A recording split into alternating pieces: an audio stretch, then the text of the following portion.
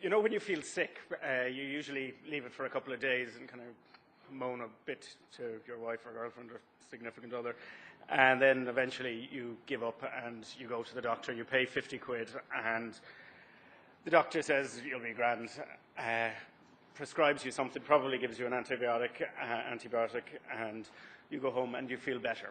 Now, the likelihood is you would have felt better anyway.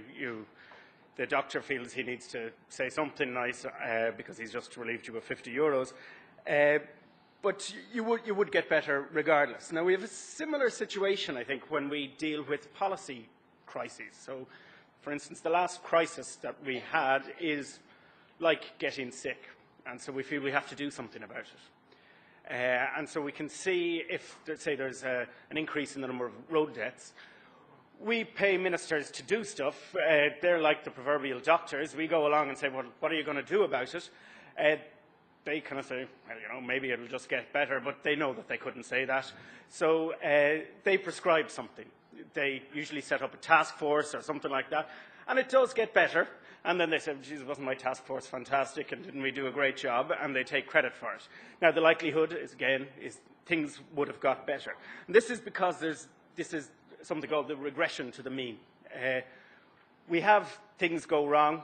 Somebody, say, you'll notice if there's an exceptionally tall person in your family, their children will probably not be quite as tall. We just go back to average. Now, with the crisis that we've just had in the political system, we are demanding a response, and I think rightly so. But we run the risk of picking the wrong responses, giving the patient the wrong medicine. So we've seen a lot of reform proposals. And I suspect what we will see over the next 20 years is there will not be some major political crisis. And we'll think, Jesus, we fixed it. We changed this, we changed that, so we must have got it right. And then 10 years after that, in about 30 years, there will be some other crisis. It's not going to be a housing bubble. It'll be something different, and we won't have seen it coming. And the medicine we prescribed will then discover actually wasn't something that worked. So we've seen lots of reform proposals about, I think we might have about 10 or 15 referendums proposed in the last month if we were to follow through with all of these, which makes one wonder maybe we might be better off starting from scratch. But there are two things that I can note about those reform proposals. One is that they seem to be piecemeal, are not tied together on the basis of an analysis of what is fundamentally wrong with the political system. And that may be because they're coming out, there isn't one single minister in charge of this, so they're the Minister for Justice, the Minister for Environment, Public Sector Reform, PE or whatever the PE is, I can't remember, and the Taoiseach's office are all involved in that. And a second element, apart from the piecemeal nature, is that money saving seems to be a primary concern. Now, I agree that we need to save money and should do so in as many ways as we can. But if we're trying to buy ourselves a new political system, buying something that's cheap could end up costing us quite a lot of money in the long run. This could be a false economy.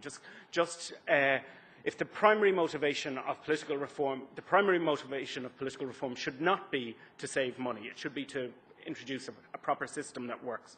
Now, one of the areas that there hasn't been a huge amount of talk about in political reform is local government. The Minister dealt pretty quickly and decisively with an issue in Limerick City Corporation and Limerick County Council, which most ministers had sort of not bothered to try to do for fear of upsetting some party colleagues.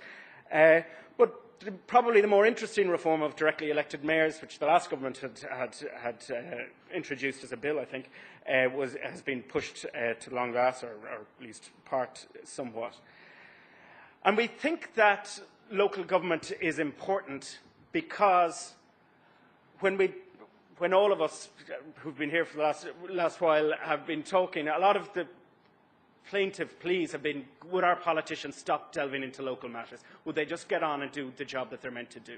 And so the argument goes, well, if you give local government a real job to do, then those politicians will who are TDs, will let local councillors do it, and the TDs can go on and be national parliamentarians.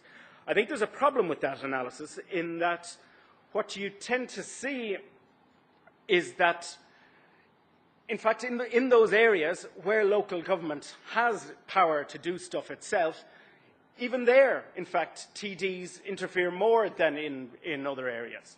So just giving local government lots of power isn't going to make our TDs national politicians. So if that's why we want to fix local government, that's not going to work.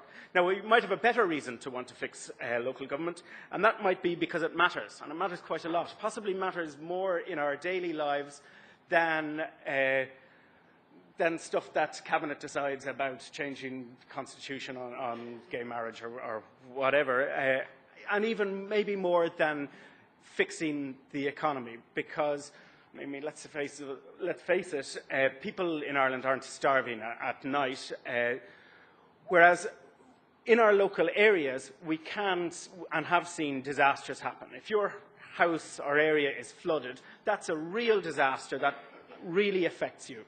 If, as happened in Galway with the water contamination, you have to queue up to get drinking water, that's a real problem.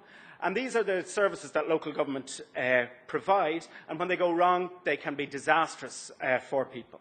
And when they go right, really simple things that local government can provide can make enormous benefits to people. So well-designed urban spaces have an enormous impact on our lives. Even the addition of trees to a streetscape has incredible benefits, not just in the visual impact, but also in health and other social benefits.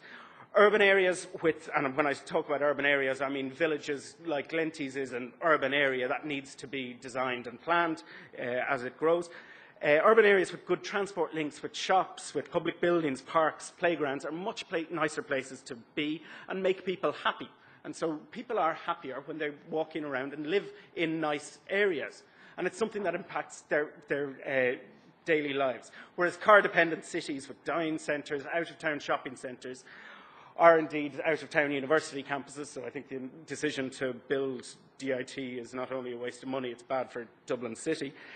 They make people, they kill city centres and are not good for them. So how would we design a system that will give us well-planned, well-run towns with good services? Now, everybody, or most people, will immediately point to the issue of services, or sorry, the issue of finance. Breed talked about it. They don't have their own money. Even when they can raise their own money, they're really local authorities are constrained in how they can spend it.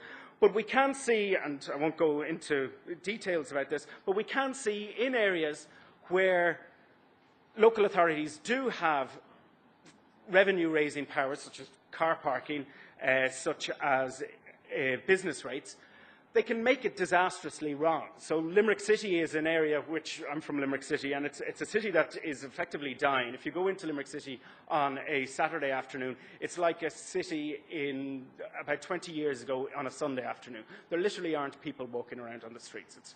Yet the local authority still charges people to park in the city centre. Now, one of the problems with that is that the local city boundary was not contiguous with what was actually the city, so the city was never allowed to develop, and Clare County Council would allow anybody to build a out-of-town shopping centre in what was effectively Limerick City and take the money, and Clare County Council didn't really care about the future of Limerick City. So we see we cannot just give them finance-raising powers unless we also think about the form in which they should exist.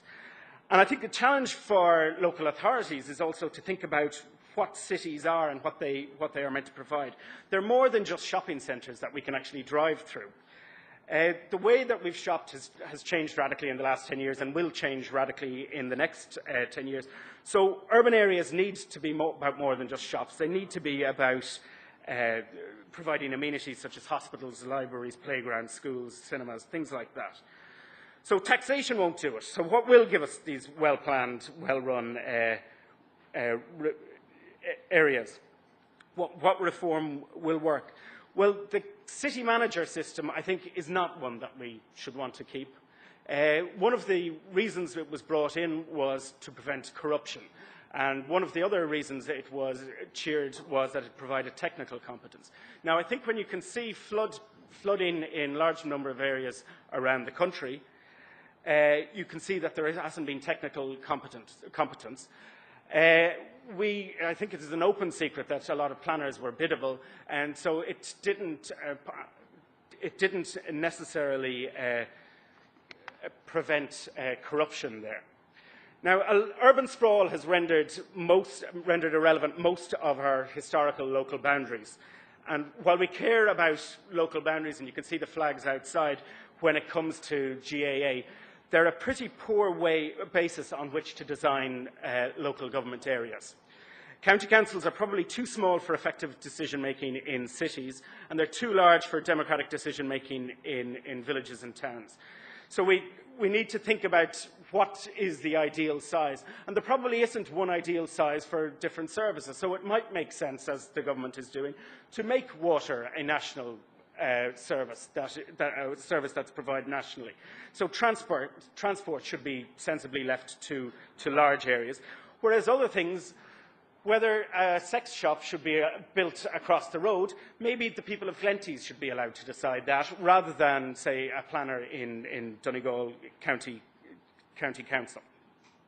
So we need to think carefully about local government reform, and I'm not arguing that we should not have local government reform. But I don't think local government reform, our political reform generally, is like that placebo effect we get when we go to the GP. Reforms have real impacts. Okay, it might make us feel good for a little while, but it's not going to fix the system. They have real impacts, and their impacts are sometimes quite unpredictable, and they can be also quite sizable. So any reform in local government won't do, and I think we need to think analytically about what reform it should be, and we make sure that we pick the right one. Thank you.